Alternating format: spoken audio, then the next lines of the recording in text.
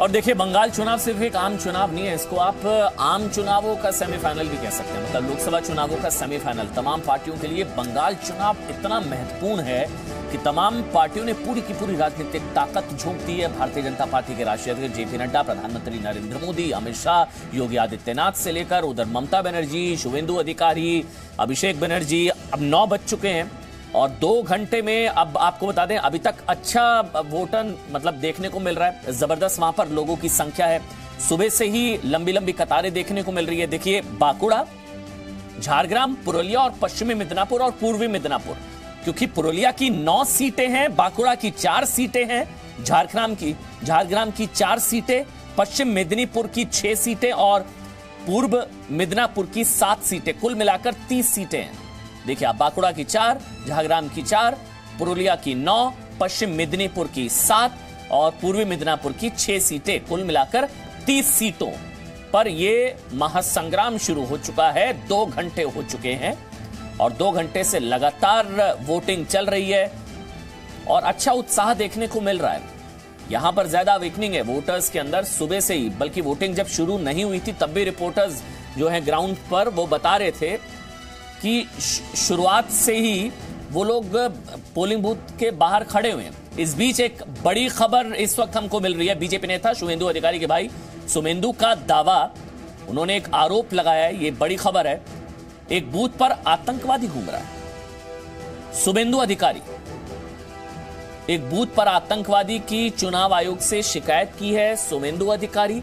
ये बड़ी खबर है, बहुत बड़ी खबर है। इनफैक्ट शुवेंदु अधिकारी के भाई सुमेंदु ने दावा किया कि मतदान केंद्र पर आतंकवादी घूम रहा है। इसकी शिकायत उन्होंने चुनाव आयोग से भी की है। शुवेंदु अधिकारी के भाई हैं सुमेंदु, उनका दावा है कि एक आतंकवादी घूम रहा है मतदान केंद्र पर। चुनाव आयोग से ऑफिशियल कंप्लेंट कर दी है। आपने एक आतंक टेररिस्ट का भी नाम लिया है, क्या टेररिस्ट है, वो कहाँ पे प्रॉब्लम कर रहा है? वो इलाका में, उस इलाके में बहुत लोगों को ऊपर अत्याचार करते हैं। क्या नाम है? हमने अलाउद्दीन, हमने उसका नाम भी ईसीआई को देके रखा है, इसको रोकिए वरना ये पीसफुल वोटिंग होने से बाधा डालेगा इसमें। आप कितने बजे जाएंगे? आपकी भी वोटिंग अच्छा, ये स्टेटमेंट अगर एक बार हम फिर से सुना दें, ये वाला स्टेटमेंट जो अभी शुवेंदु अधिकारी के जो भाई हैं सुमेंदु, वो क्या दावा करें एक बार फिर से सुन लीजिए, क्योंकि वो बहुत बड़ी खबर है। वो कह रहे हैं कि एक आतंकवादी मतदान केंद्र पर घूम रहा है। एक बार फिर से सुना दीजिए। आपने एक आतंक टेररिस्ट का भी नाम लिया है, क्या टेररिस्ट है, वो कहाँ पे प्रॉब्लम कर रहा है? वो इलाका में, उस इलाके में बहुत लोगों को ऊपर अत्याचार करते हैं। क्या नाम है? हमने अलाउद्दीन, हमने उसका नाम भी ईसीआई को देके रखा है, इसको रोकिए वरना ये पीसफुल वोटिंग होने से बाधा डालेगा इसमें। आप कितने बजे जाएंगे? आपकी भी वोटिंग जय चौधरी जी, पश्चिम बंगाल बीजेपी के प्रवक्ता। जय चौधरी जी, आपको लग रहा है कि कुछ प्रभावित हो जाएगा चुनाव, इसलिए आप कंप्लेंट भी कर रहे हैं? कौन है ये अलाउद्दीन और ये आतंकवादी, क्या कनेक्शन, क्या है ये? जय चौधरी, देखिए ये अलाउद्दीन जो है वहाँ का लोकल माफिया है। वो उन्होंने तो पहले रात में जाकर के हर घर में बोल के आया है कि आप मतदान तो करने जाओगे, सुरक्षा बल या सेंट्रल फोर्स तो अभी आपको सुरक्षा देगा, लेकिन मतदान के बाद आपके घर में वो देने नहीं आएगा, तो आप उसे ख्याल रख करके मतदान देने जाना। हर घर में जाके उन्होंने सारा रात हर घर में धमकाया है। वो आतंकवादी बंगाल का ये जो कल्चर रहा है, ये वामफ्रंट से चालू हुआ है और तृणमूल से कैरी कर रही है, तृणमूल से ढोड़ रही है। नहीं तो किसी की पार्टी के पक्ष में वोट डालने के लिए कह रहा है क्या? ये तृणमूल के पक्ष में वोट डालने को बोल रही है कि आप देख लो, सरकार हमारी आने वाली है, दीदी की सरकार आने वाली है, सुरक्षा बल जो है अभी रहेंगे, 2 दिन में निकल जाएंगे यहाँ से, उसके बाद मुझे रहना है, आपको रहना है, आप ये देख करके जो हो फिर मतदान करना। ऐसा नहीं हो कि आप घर में नहीं रह पाओ। प्रबीर विश्वास, माफियाओं से वोट डलवा रहे हैं? ये सब मनगढ़ंत कहानियां, कहाँ वीडियो रिकॉर्ड हुआ है, अलाउद्दीन कौन है, इसके साथ शुवेंदु अधिकारी का क्या संपर्क है, कैसे वो समझ लिए उग्रवादी है? उग्रवादी किसको कहते हैं? अगर उग्रवादी है भी तो सेंट्रल फोर्स क्या कर रहा है वहाँ? फिर वहाँ प्रिसाइडिंग ऑफिसर क्या कर रहे हैं? निर्वाचन जो इलेक्शन कमीशन है वो क्या कर रही है? समझ में नहीं आ रहा है। ये आरोप प्रत्यारोप चलता रहेगा जब तक इलेक्शन चलेगा। और ये जो अलाउद्दीन का नाम लिया जा रहा है बार बार, ये अलाउद्दीन है कौन? और इसका जो स्टेटमेंट, जो ये सेंट्रल फोर्स चले जाएंगे तो फिर हम ही रहेंगे, इनको वोट दो, उनको वोट दो, तो इसका रिकॉर्डिंग कहाँ है? खाली मनगढ़ंत बातें करने से नहीं होता है। माहौल अच्छा है, 2 घंटा हो चुका है, अच्छा वोट गिर रहा है, तो इसको थोड़ा बरकरार रखिए। बेकार की उत्तेजना सही नहीं है। इलेक्शन हम चाहते हैं कि सही ढंग से हो और शांतिपूर्ण माहौल में हो। ये सब बातें कह के इलेक्शन को खराब मत कीजिए प्लीज। सुबह से पटासपुर का एक अपना ओसी असम की भी बात करना जरूरी, क्योंकि 30 सीटों पर बंगाल में वोटिंग हो रही है और असम की 47 सीटों के लिए वोटिंग जारी है। 47 सीट कुल मिलाकर 77 होंगी असम की 47 सीटों में। असम में 2 गज की दूरी के साथ मतदान वहां पर चल रहा है। मनीष शुक्ला की ये रिपोर्ट आप देखिए, उन्होंने वहां पर इलाके का जायजा लिया। हम इस वक्त असम के माजुली में हैं और यहाँ पर फर्स्ट फेज के लिए वोटिंग की प्रक्रिया शुरू हो चुकी है। लोग वोट डालने आ रहे हैं, ज़्यादा से ज़्यादा यहाँ पर लोग वोट डाल रहे हैं। बड़ी बड़ी यहाँ लाइनें देखी जा रही हैं। इस वक्त हमारे साथ एक फैमिली है जो यहाँ पर वोट डाल के जस्ट बाहर निकली है, हम उनसे बात करेंगे। आप ये बताइए, आपका नाम क्या है? My name is Janvi Hazarika. आप बताइए कि आप किस तरीके से देखते हैं माजुली में, अगर हम डेवलपमेंट की बात करें तो पिछले कुछ सालों में कितना डेवलपमेंट हुआ है और यहाँ लोगों को सबसे ज़्यादा किस चीज़ की ज़रूरत है? यहाँ लोगों को सबसे ज़्यादा अस्पताल की ज़रूरत है। अस्पताल में वो डॉक्टर नहीं होते हैं, तो इसलिए हम लोग को बहुत प्रॉब्लम फेस करना पड़ता है। तो एक उसके बाद एक हम लोग को वो ब्रिज चाहिए ब्रह्मपुत्र के ऊपर, बहुत फर्स्ट एंड फॉरमोस्ट बहुत इम्पोर्टेंट है, ताकि हम लोग को जो भी कम्युनिकेशन प्रॉब्लम वो है जो सॉल्व हो जाए। और बाकी तो सरकार ने अभी जो भी रास्ते वगैरह है तो अच्छे से बनाया है। फिर भी जो डॉक्टर का वो समस्या है, वो मेन प्रॉब्लम है माजुली में। एक भी डॉक्टर अवेलेबल नहीं होता। हॉस्पिटल है पर डॉक्टर अवेलेबल नहीं होता है। बात करें, हमसे माजुली की बात ना करें। ये कहा गया कि जो अवैध बांग्लादेशी हैं उनकी पहचान होगी, उनको बाहर किया जाएगा। उसको लेकर के आप किस तरह देखते हैं? क्या वाकई कोशिशें हुई हैं? अभी तो माजुली में बांग्लादेशी, माजुली की बात नहीं, जनरल आसाम की बात। आसाम के बांग्लादेशी का एक बड़ा प्रॉब्लम होगा, जिसने के लिए 14 जो डिस्ट्रिक्ट है ना, उन डिस्ट्रिक्ट का 14 डिस्ट्रिक्ट का बांग्लादेशी अवेलेबल हो गया। ये तो मेन प्रॉब्लम है। जो बॉर्डर सील होने से, बॉर्डर का ठीक करने से, बांग्लादेशी रुकने से बहुत जरूरी बात है। लेकिन माजुली में तो ठीक है, बाकी आसाम में बांग्लादेशी का प्रॉब्लम एक नंबर प्रॉब्लम है। वोटिंग डाली जा रही है, यहाँ लंबी लंबी कतारें देखी जा रही हैं। 2 कतारें हैं, अगर एक तरफ देखें तो यहाँ जो महिलाएं हैं उनकी एक अलग कतार है और यहाँ जो पुरुष हैं उनकी अलग कतार बनाई गई है। काफ़ी जागरूकता असम में अपने वोटिंग को लेकर के, क्योंकि 47 जो कंस्टिट्यूंसीज हैं उसको लेकर के यहाँ वोटिंग डाली जा रही है। अगर चुनाव की बात करें, चाहे कांग्रेस हो या बीजेपी हो, सबने इस बात को लेकर के वादे किए कि अगर उनकी सरकार आती है, जिस तरीके से बीजेपी ने कहा अगर उनकी सरकार दोबारा आती है तो डेवलपमेंट के काम को और तेज बढ़ाया जाएगा। ये कहा गया कि यहाँ डबल इंजन की सरकार है। वहीं पर यहाँ पर असमिया और जो बाहरी लोग हैं उनका भी एक मुद्दा रहा और ये कहा गया कि जिस तरीके से असम में बाहर के लोगों ने घुसपैठ की, खासतौर पर जो अवैध बांग्लादेशी हैं, वो एक यहाँ पर बड़ी समस्या है। यहाँ आलोक मेहता, क्या लग रहा है आपको? आलोक मेहता, क्योंकि अब 9:10 हो गए, शुरुआत अच्छी है, भीड़ नजर आ रही है, कम से कम पोलिंग बूथ्स पर भीड़ अच्छी है। बल्कि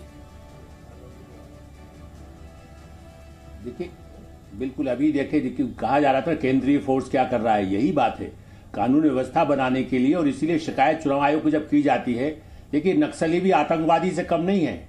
नक्सली जिस तरह से हत्याएं करते हैं, चाहे वो बंगाल में हो, चाहे वो छत्तीसगढ़ में हो, झारखंड में हो, इसलिए जो शिकायत भी की गई है। लेकिन केंद्रीय फोर्स की वजह से बहुत अच्छा इस समय दिख रहा है। आदिवासी इलाकों में, ग्रामीण इलाकों में भी जिस तरह से लोग निकल के आ रहे हैं शुरू के 2 घंटों में भी, ये साबित करता है कि भारत में चुनाव के लिए कश्मीर से लेकर के बंगाल तक और असम तक हमारे मतदाता ज्यादा सजग हो चुके हैं।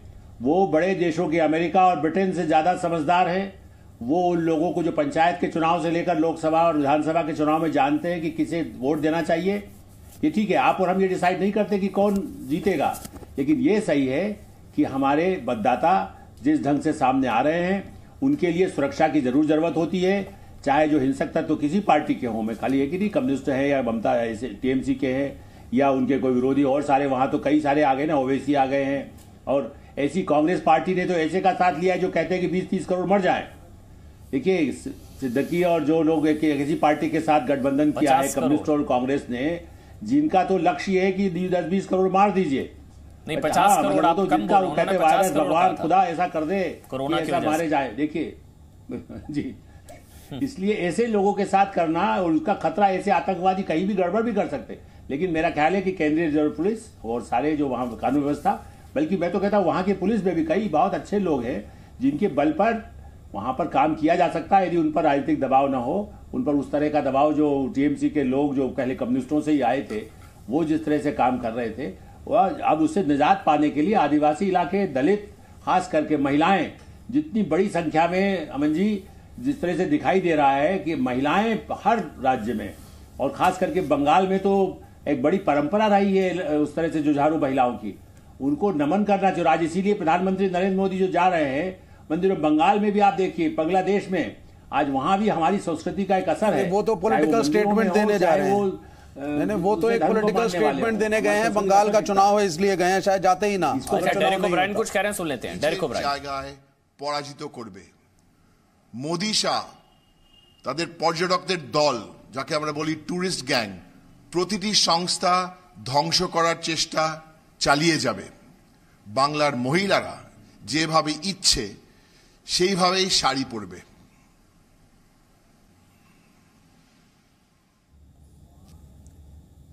बोलिए बोलिए विवेक जी, बोलिए क्या कह रहे हैं। देखिए, ये तो पॉलिटिकल स्टेटमेंट, ये बड़ा ही एक कोइंसिडेंस है कि प्रधानमंत्री आज ही वहां पे जा रहे हैं और एक खास संप्रदाय से मिलेंगे भी, जिससे यहाँ का इलेक्शन एक इफेक्ट होने जा रहा है।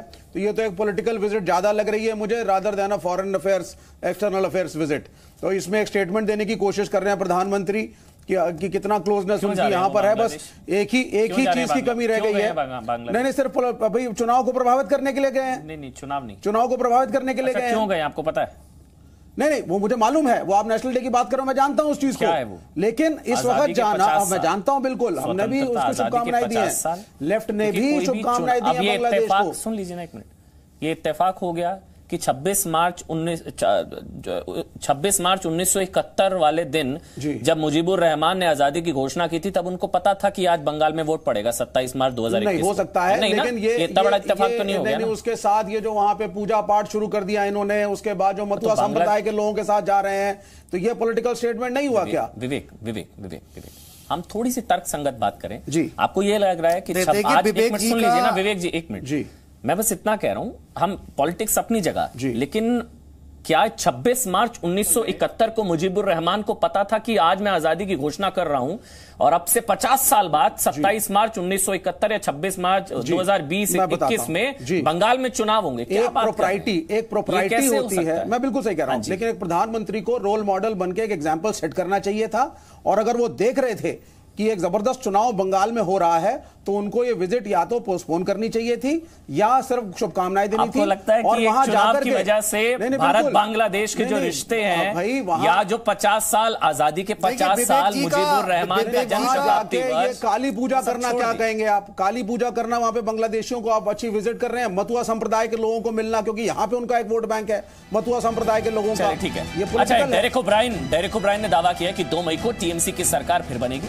उन्होंने कहा कि टीएमसी में टूरिस्ट गैंग हारेगा। टूरिस्ट गैंग, ये नया शब्द दिया है आज डेरेक ओब्रायन ने। खेला होबे के बाद टूरिस्ट गैंग हारेगा। 2 मई को टीएमसी की सरकार फिर से बनेगी और टूरिस्ट गैंग हारेगा। सवाल होता है, बंगाल में इंडियन टूरिस्ट कैसे हो जाता है? बंगाल में कोई भारतीय टूरिस्ट, कोई विदेशों में थोड़ी ना जा रहे हैं, विदेश में थोड़ी ना वीजा लगा कर जा रहे हैं। कोई इंडियन जाएगा तो वो टूरिस्ट हो जाएगा। प्रवीर, बंगाल में इंडियन टूरिस्ट कैसे? हाँ, अगर मैं सुनिए तो मैं आपका जवाब दे रहा हूँ। अगर मैं दिल्ली जाता हूँ घूमने के लिए तो क्या होगा? वो टूरिस्ट नहीं होगा। नहीं तो आप टूरिस्ट गैंग तो नहीं होंगे घूमने के लिए, तो टूरिस्ट नहीं होगा। मैं आपको टूरिस्ट गैंग तो नहीं कहूंगा ना। अरे भाई, आप दिल्ली आएंगे तो मैं कहूंगा टूरिस्ट गैंग के सरगना प्रवीर विश्वास दिल्ली आए, ऐसे थोड़ी ना। क्या बंगाली केवल पश्चिम बंगाल का है? बंगाली अगर असम में जो रहता है, त्रिपुरा में जो रहता है, नॉर्थ ईस्ट में जो रहता है, उड़ीसा में जो रहता है, वो बंगाली नहीं है। बंगाल जो दिल्ली में बसा है वो बंगाली नहीं है। इंडिया है। फिर नहीं, अगर आप बीच में अगर बोलने नहीं देंगे तो आप छोड़ दीजिए। बोलिए। सुबह टाइम क्यों खराब कर रहे हैं? नहीं, टाइम मेन बात है, जब हम गैंग बना के, झुंड बना के जाएंगे तब गैंग ही होगा ना।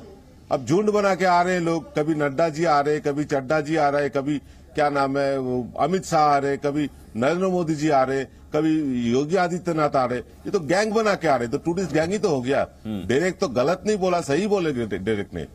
और ये मैं अगर दिल्ली में आऊं गैंग बना के, तो आप मेरे को टूरिस्ट गैंग ही बताओगे ना? नहीं, हम नहीं, ऐसे नहीं। मैं कौन होता हूँ कहने वाला भाई? मेरा कोई पेटेंट थोड़ी ना दिल्ली में, या आपका पेटेंट थोड़ी ना बंगाल में। हम तो इंडियंस हैं ना सारे भारतीय। अगर ममता बनर्जी बंगाल के बाहर चुनाव प्रचार करने जा रही है तो उसको आप क्या मानेंगे? मैं अगर लाल किला राज बिहारी जी हैं, एक मिनट प्रवीर भाई, एक मिनट। अगर ममता बनर्जी लोकसभा चुनाव में भी पश्चिम बंगाल के बाहर चुनाव प्रचार करने गई थी, क्या जो अन्य पार्टियों के नेता हैं, कांग्रेस के नेता आएंगे तो वो भारी नहीं है, कम्युनिस्ट नेता आएंगे वो भारी नहीं है? केवल पश्चिम बंगाल में रहने वाले बंगाली हैं? बंगाली एक संस्कृति है जो बांग्लादेश में मैं पता है। इसमें एक चीज कहूं प्रवीर भाई, टीएमसी है ना, टीएमसी किससे बनी? टीएमसी ममता बनर्जी की मूल पार्टी क्या है? सुन लीजिए ना एक मिनट, ममता बनर्जी की मूल पार्टी क्या है? कांग्रेस। कांग्रेस की स्थापना किसने की? बताइए। मैं सवाल अक्सर पूछता हूं, कांग्रेस की स्थापना किसने की? बताइए प्रवीर भाई।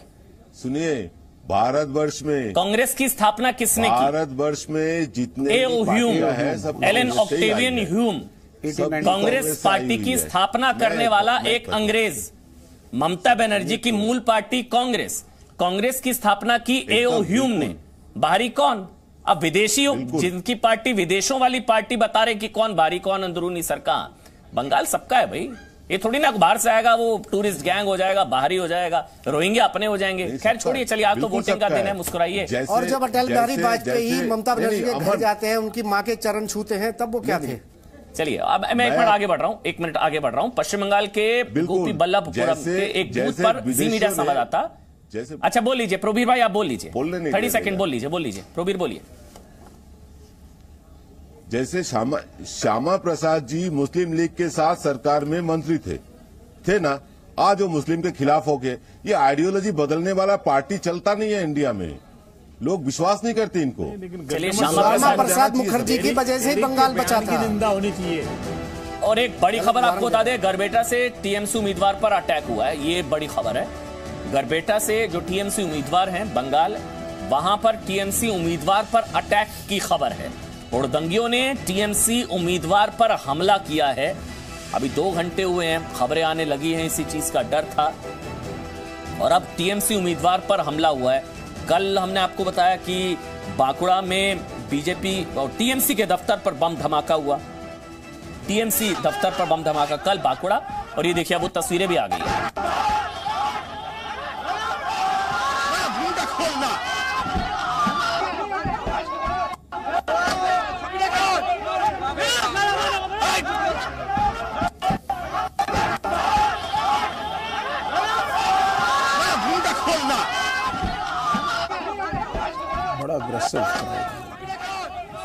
गरबेटा में क्या बीजेपी थोड़ा सा एग्रेसिव है बीजेपी के ही लोग। ये टीएमसी उम्मीदवार पर अटैक, ये हुड़दंगी, ये गुंडई तत्व जो नजर आ रहे हैं, इन्होंने अटैक किया है टीएमसी उम्मीदवार पर। क्या कह रहे हैं राज बिहारी जी, क्या बता रहे हैं आप? देखिए गरबेटा में बीजेपी का थोड़ा असर ज्यादा है और बीजेपी यहाँ एग्रेसिव भी है और बीजेपी को लोकसभा चुनाव में भी वहाँ बढ़त मिली थी। लेकिन अभी जैसे आप बता रहे थे कि ये पूरी आशंका है, अभी भी है। जैसे आप दोपहर तक जाएंगे तो मुझे लगता है कि हर इलाके से आपको सूचना मिलेगी कहीं ना कहीं हिंसा हुई है, कहीं ना कहीं हमले हो रहे हैं। चाहे बीजेपी के लोगों पे हमले हों, चाहे टीएमसी के लोगों पे हमले हों, चाहे लेफ्ट के लोगों पे हमले हों, लेकिन पूरी आशंका है। और 700 से ज्यादा कंपनियों की तैनाती के बावजूद, क्योंकि जो कंपनियां हैं वो बूथ के आसपास हैं, लेकिन अभी तो बीजेपी ज्यादा अग्रेसिव मोड में है। लेकिन जिस तरह से बम फटा है, लेकिन जिस तरह से, क्योंकि देखिए जो भी पार्टी हारेगी, खासतौर पे टीएमसी के लोगों के जैसे आरोप लगते रहे कि वो लोगों को वोट डालने से रोकते हैं। कल भी कई जगह शिकायत आई थी कि उन्होंने कहा वोट डालोगे तो आपके साथ बलात्कार किया जाएगा, आपका घर फूंक दिया जाएगा, आपका घर बमबारी की जाएगी। अगर बीजेपी वायलेंस कर रहे हैं किसी पार्टी पे कह सकते हैं आप। कोई नहीं कर रहा, जस्टिफिकेशन है ही नहीं वायलेंस का। टीएमसी अगर टीएमसी ऑफिस पर बम से हमला हुआ है पश्चिम बंगाल के बांकुड़ा में, ये टीएमसी वर्सेस टीएमसी चल रहा है अमन जी, जैसा मैंने। और आपको बता दें 2.5 घंटे में 2 घंटे में 30 सीटों पर करीब 8% वोट हुआ है। जो अभी हमारे पास आंकड़े आ रहे हैं, जो फिगर्स आ रही हैं, वो 9 बजे तक की आ गई है। 9 बजे तक 8%, 8% वोटिंग हुई है। और असम की 47 सीटों पर 9 बजे तक लगभग 9% वोटिंग हुई है।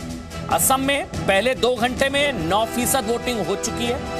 और पश्चिम बंगाल में 30 सीटों पर पहले 2 घंटे में यानी कि सुबह 9 बजे तक 8% वोटिंग हुई है।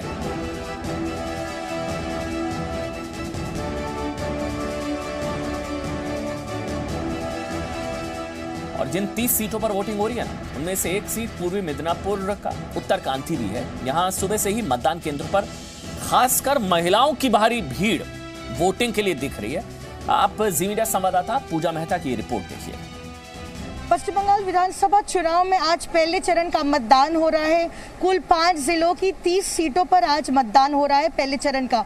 और हम फिलहाल पहुंच गए पूर्वी मिदनापुर के उत्तर काथी कॉन्स्टिट्यूएंसी में, और यहाँ पे सुबह से भारी संख्या में मतदाता पहुंचे हैं मतदान करने के लिए। और आपको बता दें, क्योंकि ये कोरोना संक्रमण के बीच में मतदान हो रहा है, इसलिए कोरोना के सारे जो है यहाँ पर प्रिकॉशंस लिए गए हैं। आप देखिए यहाँ पर ग्लव्स रखे गए हैं, मास्क के, सैनिटाइजर है। अगर कोई मतदाता बिना मास्क आता है तो यहीं से दिया जाएगा, वो ग्लव्स लगाकर हाथ सैनिटाइज करके यहाँ पे मतदान कर सकते हैं। और हम आपको तस्वीरों के माध्यम से दिखाते हैं। आप देखिए लगातार सुबह से भारी संख्या में यहाँ पर मतदाता पहुंचे हैं। सुबह 7 बजे जब मतदान शुरू हुआ उससे पहले ही यहाँ पे लंबी कतारें लगी और यहाँ पर अपना मतदान करने पहुंचे हैं। और साथ ही हम आपको तस्वीरों के माध्यम से दिखाते हैं, ये सेंट्रल फोर्स की निगरानी में ये चुनाव कराया जा रहा है। स्टेट पुलिस को पोलिंग स्टेशन के बाहर रखा गया है। कहा गया है कि वो लोग सिर्फ जो है लॉ एंड ऑर्डर को मेंटेन करने की कोशिश करेंगे। और जहां तक पोलिंग स्टेशन, पोलिंग बूथ का सवाल है, वहां पर सेंट्रल पैरामिलिट्री फोर्सेस को तैनात किया जाएगा और उन्हीं की निगरानी में कराया जाएगा मतदान। क्योंकि काफी ज्यादा जो है लोगों के मन में डर भी है और राजनीतिक हिंसा पिछले कुछ महीनों से अपने चरम पर थी। इसलिए यहाँ पर आपको बताते हैं कि पूरा मतदान का जो प्रक्रिया है वो सेंट्रल फोर्सेस की निगरानी में किया जाएगा। और बड़ी संख्या में मतदाता यहाँ पहुंच रहे हैं अपना मतदान करने के लिए। उत्तर काथी पूर्वी मिदनापुर से कैमरा पर्सन फेलिक्स ओकीनाथ के साथ पूजा मेहता, जी मीडिया। और एक ये भी खबर आ रही कि कुछ बूथों पर ईवीएम मशीन में कुछ गड़बड़ी की भी खबरें हैं, कुछ शिकायतें हैं, कुछ खराबी की शिकायतें आ रही हैं। ये अपडेट इस वक्त आ रहा है। पश्चिम बंगाल में कई बूथ पर ईवीएम में गड़बड़ी की शिकायतें हैं, ईवीएम में खराबी है कई जगह पर। 109 बूथ पर ईवीएम में गड़बड़ी, 109 बूथ पर ईवीएम में खराबी की शिकायत है। ईवीएम में गड़बड़ी की शिकायत है, ईवीएम खराब। पुरुलिया में 39, बांकुड़ा में 20, पूर्वी पश्चिम मिदनापुर में 40 बूथ पर ईवीएम में गड़बड़ी की शिकायतें हैं। ईवीएम में खराबी की शिकायतें, ईवीएम खराब होने की खबर है। और झारग्राम में भी 10 बूथ पर ईवीएम खराब होने की शिकायत दर्ज कराई गई है। इस तरह की खबरें आ रही हैं। कई बूथ पर ईवीएम में गड़बड़ी। शंभू जी, गड़बड़ी एक तकनीकी गड़बड़ी है, इससे उसे ये नहीं माल फंक्शनिंग हो सकता है। हाँ, और बहुत सारी दिक्कतें होती हैं तो प्रशासन खुद ही इसकी शिकायत करता है कि यहाँ पे गड़बड़ पाई जा रही है। इसे इसको लेकर के बहुत सीरियस नहीं होना चाहिए। लेकिन असली खेल है कि अभी जो यहाँ पर जंगल महल में वोट डालने आए हैं वो ज्यादातर जिन लोगों को हम देख रहे हैं वो आदिवासी इलाके नहीं है। ये आदिवासी बहुल है, लेकिन वोट। प्रवीर भाई, आप क्यों मुस्कुरा रहे हैं? ईवीएम में गड़बड़ी पर कुछ कहना चाहते हैं क्या? आपके चेहरे पर मुस्कान देखी, मैंने कहा मैं आपसे पूछ लूं। प्रवीर भाई, ये कोई आम बात नहीं है। अच्छा, नहीं, सही बोले हैं कि ईवीएम का गड़बड़ी कोई गड़बड़ी नहीं है, क्योंकि ईवीएम कमीशनिंग करके फिर बूथ तक जाती है। तो कमीशनिंग के समय ईवीएम सही था और बूथ में जाते जाते कैसे 109 ईवीएम खराब हो गई, ये सोच के मुझे हंसी आ रही है कि ऐसे थोड़ी ना होता है। ईवीएम को जानबूझ के टैंपरिंग किया जा रहा है, जानबूझ के खराब किया जा रहा है। 109 बूथ, आप सोच सकते हैं 109 बूथ में ईवीएम खराब, नहीं, शायद जानबूझ के हो रहा है। हो सकता है मैंने गलत तो नहीं बताई। टेम्परिंग और माल फंक्शनिंग में डिफरेंस समझते हैं आप शायद। टेम्परिंग होता है मतलब माल फंक्शनिंग हो गई, गड़बड़ी, खराबी। जैसे आपकी गाड़ी खराब होती है ना, वैसे इलेक्ट्रॉनिक मशीन, वैसे गड़बड़ी, खराबी। टेम्परिंग नहीं मैंने भाई, बोला। मेल फंक्शनिंग और टेम्परिंग का समझ मुझे है। हाँ, मुझे है, लेकिन मैं ये पूछना चाहता हूं कि देखिए, जब ईवीएम कमीशनिंग होता है तब तो ईवीएम ठीक रहता है। 5-7 दिन के अंदर ईवीएम कैसे अपने आप खराब हो जाती है? 109 ईवीएम अपने आप खराब हो गई। ये क्वेश्चन मार्क है, बहुत बड़ा क्वेश्चन मार्क है। क्या क्वेश्चन मार्क है चुनाव आयोग पर?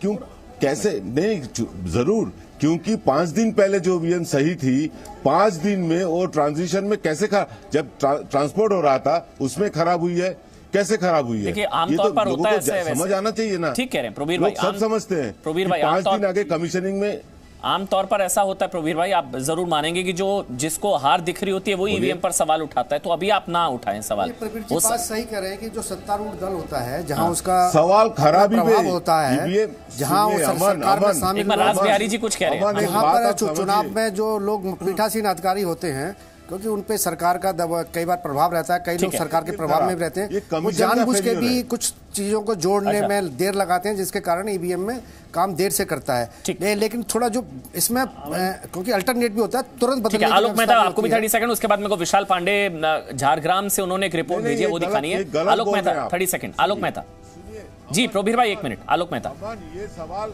हाँ अमन जी, एक बात ध्यान दिलाना चाहता हूँ। पिछले कई चुनावों में, चाहे लोकसभा चुनाव थे, ये जो आदिवासी इलाके हैं, जैसे बिजली ट्रिप करता है, जैसे कोई मशीन, उसके बाद विकल्प मशीन रखी रहती है। देखिए 2 घंटे में आपके पास जो रिपोर्ट आई, उन मशीनों को बदल जाने की व्यवस्था रहती है। इसलिए शुरू से कहना कि घोटाला है, गड़बड़ है, राजधानी ठीक कह रहे हैं। यदि आप कोई हार रहा है, पार्टी पहले से कहने लगेगा कि साहब वो तो चूंकि हम ऐसा हो रहा है। मेरा मानना है कि ये तकनीकी मशीन आप बड़ी से बड़ी मर्सिडीज गाड़ी खरीदने के बाद भी हो सकता है कि जाके अटक जाए। तो इसलिए ये संभव है, टेक्निकल जो होता है फॉल्ट, और उसका विकल्प मशीन वहां रहती है। इलेक्शन कमीशन पर अभी पर दुनिया के लोग भारत के इलेक्शन कमीशन को मानते हैं, और भारत के इलेक्शन कमीशन सलाह लेता है। ये कहना कि वो बेईमान है, बेईमान तो वहां के जो अफसर है लोकल, वो बैठे हुए कर सकते हैं। प्रधानमंत्री ने विदेश जाकर के बैटिंग करनी थी अपने पार्टी की, इलेक्शन कमीशन को नहीं पता था। आज ही के दिन चुनाव करवाएंगे आप? ये नया एंगल है। बिल्कुल ये एंगल है, इसका मतलब इलेक्शन कमीशन बायस्ड है। चुनाव आयोग ने बांग्लादेश आयोग को अगर पता था कि प्रधानमंत्री विजिट होगी, आप इसी टेलीविजन चैनल पे एक तरफ प्रधानमंत्री की तस्वीर दिन भर दिखाएंगे और वहां चुनाव हो रहा होगा, इसका मतलब इलेक्शन कमीशन को ये डेट नहीं रखनी चाहिए थी। ये बायस्ड है और ये गलत है, और ये अगेंस्ट काम बंद कर देंगे आप, और हमको चैनल बंद कर दें या तो। लेफ्ट के लोग ना सिर्फ एंगल, अरे चैनल एंगल क्या ढूंढ रहे हैं? लेफ्ट वो जमाना चला गया, चुनाव में सुधार करेंगे। चुनाव के कुछ कायदे कानून है जो हम इस देश में पालन करते हैं। अब आप बताइए, हर चैनल के ऊपर इधर प्रधानमंत्री का चेहरा दिखेगा, मटुआ संप्रदाय दिखेगा, माता की पूजा दिखेगी, दूसरी तरफ आप दिखा रहे साहब चुनाव चल रहा है, तो इफेक्ट नहीं कर रहे। तो चुनाव आयोग ने क्यों आज की डेट दी? आज गलती वैसे मैं बताऊं, गलती जो है ना वो बंग बंधु शेख मुजीबुर रहमान की किस इलाके में गलती उनकी है कि उन्होंने 26 मार्च को आजादी की घोषणा कर दी थी। इलेक्शन कमीशन दूसरी डेट दे देता है। मैं कह रहा हूं ना, सुनिए ना, विवेक जी, गलती मुजीबुर रहमान की है कि उनको लेफ्ट से पूछकर आजादी की घोषणा करनी चाहिए थी 26 मार्च 1971 को। नहीं 3 दिन पहले चुनाव करवा लेते आप। बंगाल, बांग्लादेश की आजादी के 50 साल पूरे हो रहे हैं। आज ही चुनाव करवाएंगे जब बीजेपी की बैटिंग चल रही है। भारत और बांग्लादेश की कूटनीतिक रिश्तों के 50 साल पूरे हो रहे हैं। मुजीबुर रहमान तो शिफ्ट कर सकते थे, जन्म शताब्दी वर्ष है, पहले बाद में कराते। चलिए अब चुनाव आगे पीछे हो जाते, चलिए ठीक है। और पश्चिम बंगाल के झारग्राम के नयाग्राम विधानसभा में हमारे संवाददाता ने लोगों से भी बातचीत की और जानने की कोशिश की कि आखिर इस बार बंगाल चुनाव में मुख्य मुद्दा क्या है। लोगों की बात भी आपको सुननी चाहिए। इस चुनाव में यहाँ की जनता के मुद्दे क्या रहने वाले हैं, क्योंकि 2 मई को तो नतीजे आएंगे ही, लेकिन जनता वोट डाल रही है। सबसे पहले कि आप लोग सब काम छोड़कर वोट डालने आ रहे हैं, जो लोग अभी भी घर में बैठे हैं उनके लिए क्या संदेश देंगे? जो लोग घर में बैठे हैं वो लोग भी आएंगे अभी वोट डालने के लिए। हाँ। सब तो आएंगे अभी वोट डालने के लिए, आएंगे सब आएंगे वोट डालने। अच्छा, क्या मुद्दे रहे इस बार आप लोगों के? हम लोग का मुद्दे अभी क्या है, अभी तो मेन मुद्दे है हम लोग का गांव में देख रहे हैं तो आप लोग ना आए, बिल्कुल रोड ठीक नहीं है, सबसे बड़ा काम है। ये दिलीप घोष का गांव है? ये दिलीप घोष का गांव है। हाँ। दिलीप घोष भी आएंगे अभी शायद वोट डालने के लिए। हाँ। लेकिन हम लोग का गांव में घोषणा के टाइम में आप लोगों ने देखे हैं कि रोड सबसे घटिया रोड हम लोग का गांव में, बाकी हर तरफ रोड हो गया है। हाँ, बस हम लोग का गांव का रोड सबसे घटिया है। इधर का जो है मेन चीज़ है, जो पानी के लिए बहुत समस्या हो रहा है, वो पानी के लिए ड्रेन अभी खूब जरूरी चाहिए। वो हम लोग का माने सब जनता गाँववासी उनको लिए माने नदी को पानी के लिए बहुत समस्या है, वो समस्या समाधान होना चाहिए। दीदी आप भी वोट दे आई? हाँ वोट दे आई। एक बार आप पंचायत सदस्य है। आप पंचायत के सदस्य हैं, वोट दे दिया आपने? हाँ वोट दे एक बार निशान दिखाइए। देखिए ये दिव्यांग हैं और ये वोट देकर आई हैं। तस्वीरें दिखाती हैं कि जो बंगाल की बेटियां हैं वो वोट देने के लिए सबसे पहले निकल रही हैं। तो झारग्राम का के लोग क्या सोच रहे हैं इस बार, क्या मुद्दे हैं? मुद्दे तो हम लोग का सबसे बड़ा मुद्दा है अभी रोड का, जो भैया उन्हें बताया है।